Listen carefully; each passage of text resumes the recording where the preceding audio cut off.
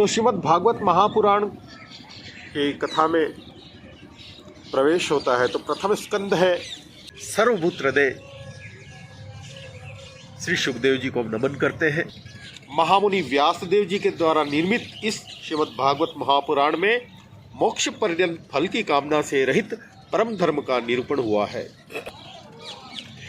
इसमें शुद्धांतकरण सत्पुरुषों के जानने योग्य उस वास्तविक वस्तु परमात्मा का निरूपण हुआ है जो तीनों तापों का जड़ से नाश करने वाली और परम कल्याण देने वाली है। और ये एक ऐसा फल है जिसमें न गुटली है, न छिलका है, त्याज्यंश है नहीं। ये पूर्ण रस रूप है, सुपाच्य है। निगम कल्प तरो गलितम फलम शुक मुखादमृत द्रव संयुतम पीबत भागवतम रसमालयम मुहुरहो रसिका भूवि भावुकः। और सुखदेव रूपी तोते के स्पर्श से ये और भी पवित्र बन गया है। तो एक बार नैमिषारण्य क्षेत्र जो नारायण को बड़ा प्रिय है, तो नैमिषारण्य के दिव्य क्षेत्र में सूत जी को व्यासपीठ पे आसन दिया है और शौनकादि समस्त ऋषि मुनि 1000 वर्ष के यज्ञ का संकल्प करके बैठे हैं और सूत जी से प्रश्न करते हैं, कुछ हमको विशिष्ट आप बताइए। तो सब शास्त्रों का सार भागवत महापुराण को बताते हैं। बोले सुखदेव के मुख से, सुखदेव रूपी तोते के मुख से इसका स्पर्श हुआ, इसलिए बहुत ही विशिष्ट हो गया है। और रचना इसकी की है व्यास जी ने। तो शौनकादि ऋषि पूछते हैं कि आप बड़े भाग्यशाली हैं सूत जी, जो कथा भगवान सुखदेव जी ने कही थी वही भगवान की पूर्णिमयी कथा हमको सुनाइए और ये भी बताइए कि कैसे ये कथा धरालोक पर आई। तो सूत जी कहते हैं कि जो वर्तमान चतुर्युगी चल रही है, इसका तीसरे युग में, द्वापर युग में महर्षि पाराशर और वसुकन्या सत्यवती के गर्भ से भगवान के कलावतार योगीराज व्यास जी का जन्म होता है। योगीराज व्यास जी का जन्म होता है। एक दिन वे सूर्योदय के समय सरस्वती के पवित्र जल में स्नानादि करके एकांत में बैठे हुए थे और उनको लगा, चूंकि महर्षि को भूत भविष्य और सब ज्ञान हो जाता था, कुछ ऐसी दृष्टि उनकी अचूक थी, तो उनको ये लगा कि समय का ऐसा फेर है, लोग धर्म संकरता में आ रहे हैं, भौतिक वस्तुओं का भी शक्ति से हास होता जा रहा है, संसार के लोग श्रद्धाहीन शक्ति रहित हो जा रहे हैं, बुद्धि और कर्तव्य का ठीक ठीक निर्णय नहीं कर पाती है, बुद्धि कर्तव्य का ठीक ठीक निर्णय नहीं कर पाती, आयु कम होती जा रही है। ऐसे में क्या किया जाए, क्या मैं ऐसा विशिष्ट कर्म करूं? तो फिर उन्होंने वेद के अपनी दिव्य दृष्टि से समस्त वर्णों और आश्रमों का हित कैसे, इस पर विचार किया और उन्होंने वेद के 4 विभाग कर दिए। कौन कौन से? ऋक, यजुः, साम और अथर्व। और इतिहास और पुराणों को 5वां वेद कहा। फिर उनको होता है कि इसके सब अधिकारी है नहीं। उस समय देश काल परिस्थिति ऐसी थी, स्त्रियों को, शूद्रों को काफ़ी ऐसा अधिकार नहीं बताते थे। तो उन्होंने कहा फिर इनका कल्याण कैसे हो? उसके लिए फिर उन्होंने महाभारत शास्त्र की रचना की ताकि सभी का कल्याण हो, सबको उसको पढ़ने का, उसका शरण में जाने का अधिकार हो। पुराणों की उन्होंने रचना की, 18 पुराण उपपुराण सब। फिर भी व्यास जी को संतोष नहीं होता है, बड़े वो चिंतामग्न हो जाते हैं और बड़ी उनको वो होती है कि आखिर मेरे जीवन का उद्देश्य क्या है, इतना मैंने श्रम किया है फिर भी मेरे चित्त में शांति क्यों नहीं है। बड़े वो व्याकुलता में कहीं बैठे हैं। और कृष्ण द्वैपायन व्यास इस प्रकार अपने को अपूर्ण सा मानकर जब खिन्न हो रहे थे, उसी समय जो पूर्वोक्त आश्रम कहा है जहाँ पे वो बैठे हैं नदी के तट पर, सरस्वती के तट पर एक सुंदर आश्रम है उनका। तो वहाँ पे वो चिंतामग्न बैठे थे, उसी समय देवर्षि नारद का आगमन होता है। नारद ऋषि जो है, देवर्षि नारद, वो वहाँ पे आते हैं, पूछते हैं कि सब कुशल मंगल तो है प्रभु, क्या बात है, आप तो साक्षात सब शास्त्रों के रचयिता है, ये वो, आपने काफ़ी श्रम किया है, आप पारमार्थिक हैं जीवन जीने वाले, लेकिन फिर भी आप मुझे प्रसन्न नहीं दिखाई देते, क्या कारण है? तो व्यास जी ने कहा, मैंने 18 पुराणों की रचना की, महाभारत जैसे विराट शास्त्र की रचना की, वेदों के विभाग किए, सब कुछ किया, लेकिन फिर भी मुझे चित्त में पता नहीं कि अपूर्णता क्यों लग रही है। तो नारद जी कहते हैं, व्यास जी आपने अभी तक भगवान के निर्मल यश का गान प्राय नहीं किया है। मेरी ऐसी मान्यता है कि जिससे भगवान संतुष्ट नहीं होते वह शास्त्र या ज्ञान अधूरा है। आपने धर्म आदि पुरुषार्थों का जैसा निरूपण किया है, भगवान श्री कृष्ण की महिमा का वैसा निरूपण आपने नहीं किया, लीलाओं का निरूपण नहीं किया आपने, यहाँ आप चुप कर रहे हैं।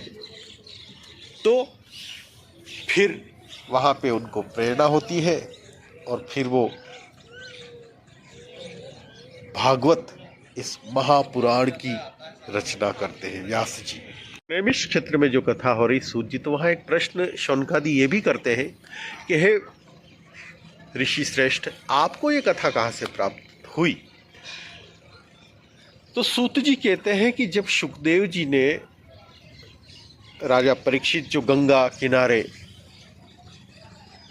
अनशन का संकल्प लेकर बैठ गए थे, तब जो कथा हुई उस कथा में मैं भी बैठा था, और बाद में शुकदेव जी की आज्ञा से मैंने इसका विधि विधान से पाठ किया, इसका पारायण किया, इसका ज्ञान प्राप्त किया, ये वहीं से मुझे कथा प्राप्त हुई है। तो नारद जी व्यास जी की खिन्नता को देखकर उनको बहुत तरह से भगवत लीलाओं का महात्म्य समझाते हैं, भगवान की जो रसिक कथाएं हैं उसका, और भागवत महापुराण की रचना के लिए उनसे निवेदन करते हैं। और नारद जी कहते हैं कि हे व्यास जी, आप ये मत सोचना कि जो ज्ञानी लोग हैं, जो बहुत उच्च स्तर की योग साधनाएं वगैरह करते हैं, तो उनको भगवान लीलाओं में रुचि नहीं होगी। बोले नहीं, ऐसा नहीं है कि हे व्यास जी आपका ज्ञान तो पूर्ण है, आप भगवान की ही कीर्ति का, उनकी प्रेममय लीलाओं का वर्णन कीजिए, उसी से बड़े बड़े ज्ञानियों की भी जिज्ञासा पूर्ण होती है। जो लोग दुखों के बार बार रोंदे जा रहे हैं दुखों से, उनके दुख की शांति इसी से हो सकती है, और कोई उपाय नहीं है। तो व्यास जी को जब दुखी देखकर नारद जी आते और उनको भागवत महापुराण की रचना का निवेदन करते, तब वहाँ पर व्यास जी को इच्छा होती है कि नारद जी का कैसा पूर्व जन्मों का, इनका कैसा क्या, किस रूप में इतने उच्च स्तर पे आ गए हैं, जहाँ पर साक्षात नारायण के दरबार में कभी भी आ जा सकते, नारायण का इतना अनुग्रह इनके ऊपर, इसका कारण क्या है? तो कहते हैं नारद जी कि हे व्यास जी, मैं पूर्व जन्म में एक दासी पुत्र था, वेदवादी ब्राह्मणों की एक दासी थी, उसका मैं लड़का था। तो वहाँ पे कुछ योगी, ये योगी वर्षा ऋतु में एक स्थान पर चातुर्मास कर रहे थे, मैं उनकी सेवा में नियुक्त कर दिया गया था। एक बालक था, लेकिन चंचलता नहीं थी, खेलकूद से दूर रहता था, मैं बोलता कम था। मेरे शील और स्वभाव को देखकर वो समदर्शी मुनि जो चातुर्मास कर रहे थे, मुझ सेवक पर अत्यंत अनुग्रह किया। उनकी अनुमति प्राप्त करके उनके बर्तन में जो प्रसाद बचता था उसका मैं खा लिया करता था। वो दिव्य प्रसाद से मेरे पाप नष्ट हो गए। मैं खूब भजन पूजन करता था, श्री कृष्ण की मनोहर कथाएं सुना करता था, पदों का श्रवण करता था, कीर्तन करता था। तो मेरे सब तमोगुण रजोगुण सबका नाश हो गया, और धीरे धीरे मेरे अंदर परम भक्ति का वास होने लगा। फिर जब वो ऋषि मुनि वहाँ से चातुर्मास के लिए बाद जा रहे थे, तो उन्होंने मुझे एक दिव्य ज्ञान का उपदेश दिया, जो परमात्मा ने स्वयं अपने श्रीमुख से ऐसा दिव्य ज्ञान कहा है। तो उस ज्ञान का उन्होंने मुझे उपदेश दिया, और उस ज्ञान के द्वारा मैं धीरे धीरे तो व्यास जी पूछते हैं कि फिर जब वो ऋषि मुनि चले गए फिर आपने क्या किया?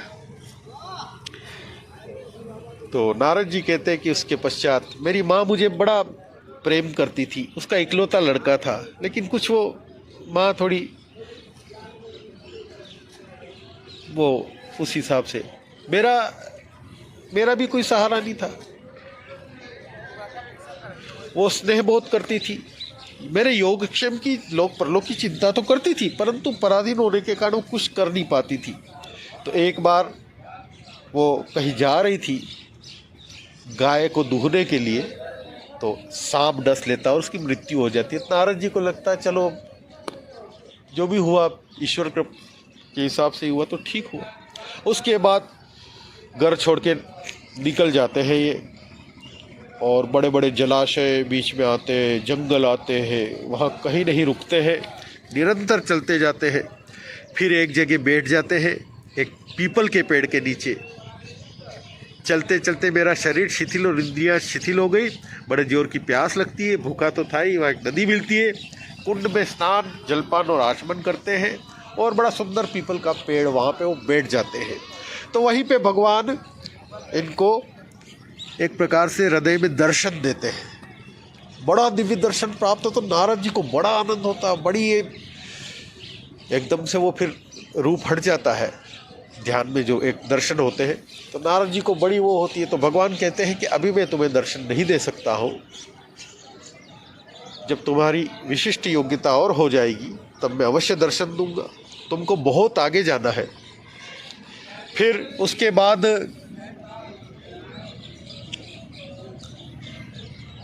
हरि के नामों की कीर्तन, लीलाओं का कीर्तन स्मरण करते हुए समय को व्यतीत करते हैं। और फिर कल्प के अंत में जब भगवान नारायण एकार्णव जल में शयन करते हैं, उस समय उनके हृदय में शयन करने की इच्छा से सारी सृष्टि को समेटकर जब ब्रह्मा जी उनके हृदय क्षेत्र में प्रवेश करते हैं, तो उसी के साथ नारद जी भी, जो नारद जी का पूर्व जन्म है, वो भी प्रवेश कर जाते हैं। 1000 साल बीत जाने पर जब ब्रह्मा जगते हैं, फिर से उनको सृष्टि की रचना करने की इच्छा होती है, तब ये भी बाहर आते हैं। और इंद्रियों से मरीचि आदि ऋषियों के साथ मैं भी प्रकट हो गया, नारद जी कहते हैं पूर्व जन्म की कथा। तब से मैं भगवान की कृपा से वैकुंठ आदि लोकों में सब जगह विचरण करता रहता हूँ। ये वीणा जो है मेरी, ये भगवान ने ही मेरे को स्वर ब्रह्म विभूषित वीणा मुझे परमात्मा ने ही प्रदान की है, उसी पर भगवान की लीलाओं का मैं गायन करता रहता हूँ। और जिन लोगों के चित्त निरंतर विषय भोगों की कामना से आतुर हो रहा है, उनके लिए भगवान की लीलाओं का कीर्तन संसार सागर से पार जाने का जहाज है, ऐसा मेरा अनुभव है। नारद जी कहते हैं ऐसा मेरा अनुभव है।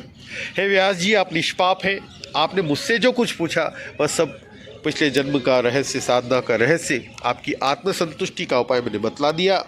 सूत जी कहते हैं, हे शौनकादि ऋषियों, जो नैमिषारण्य में कथा चल रही है उसमें सूत जी कहते हैं, हे शौनकादि ऋषियों, देवर्षि नारद ने व्यास जी के इस प्रकार की कहकर जाने की अनुमति ली।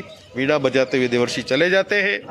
आहा, ये देवर्षि नारद धन्य है, क्योंकि ये शंग्रपाणी भगवान की कीर्ति को अपनी वीणा पर गा गा कर स्वयं तो आनंद मग्न होते रहते हैं, साथ ही साथ स्त्री ताप से पीड़ित जगत को भी आनंदित करते रहते हैं। जय हो।